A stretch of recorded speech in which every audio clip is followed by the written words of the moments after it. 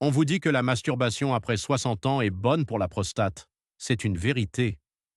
Mais que se passerait-il si je vous disais que la même pratique, faite de la mauvaise manière, pourrait silencieusement mettre votre cœur en danger? C'est le paradoxe choquant que beaucoup d'hommes de votre âge ignorent, et ce silence, mes amis, peut coûter très cher.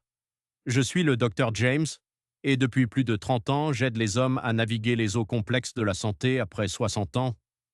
Je ne parle pas de statistiques froides, je parle de leçons de vie apprises en écoutant des milliers d'hommes comme vous. Aujourd'hui, je vais vous révéler la fréquence optimale pour la masturbation entre 60 et 70 ans. Nous allons trouver ensemble cet équilibre délicat entre la santé de votre prostate et la sécurité de votre cœur. La réponse pourrait bien changer votre façon de voir votre propre corps.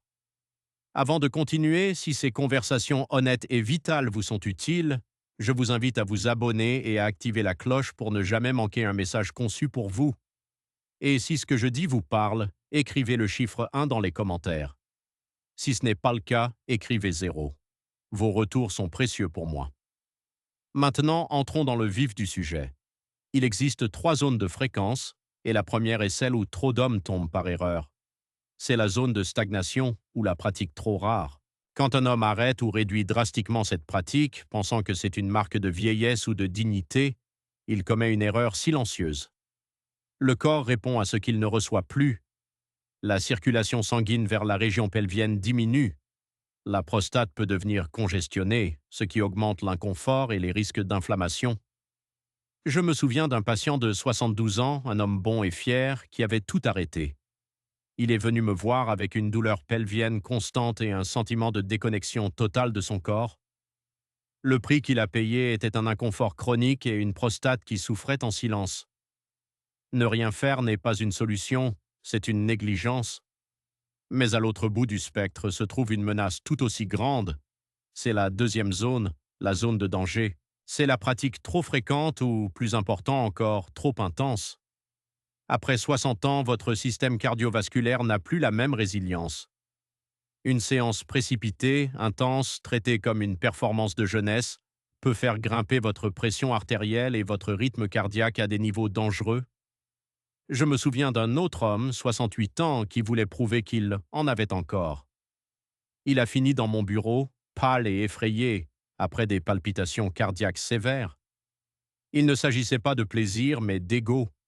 Le prix à payer ici n'est pas seulement l'épuisement, c'est un risque réel pour votre cœur, surtout si vous avez des conditions préexistantes. Alors, où se trouve la solution? C'est la troisième et la plus importante zone, la zone de vitalité. La sagesse n'est pas dans un chiffre magique, mais dans une approche. Les études et mon expérience suggèrent qu'une fréquence de 2 à 4 fois par semaine est souvent idéale. C'est assez pour maintenir la prostate en bonne santé et la circulation active. Mais, et c'est le secret le plus important, la manière est plus cruciale que la fréquence. Il ne s'agit plus d'une course mais d'un rituel de soin, doucement, avec conscience, en respirant profondément. Cela ne doit pas être épuisant mais ressourçant. C'est la différence entre mettre votre corps à rude épreuve et en prendre soin.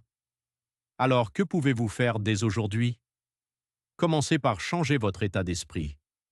Voyez cela non pas comme un besoin à satisfaire rapidement, mais comme un moment de connexion avec votre corps. Créez un environnement calme. Utilisez un lubrifiant de qualité pour éviter toute irritation de la peau qui est plus fragile à votre âge. Soyez patient. Écoutez les signaux de votre corps. S'il vous dit de ralentir, écoutez-le. S'il vous dit qu'il est fatigué, arrêtez-vous. Le but n'est pas la performance, mais la présence et le bien-être. En conclusion, mes amis, le secret n'est pas compliqué. Il est sage.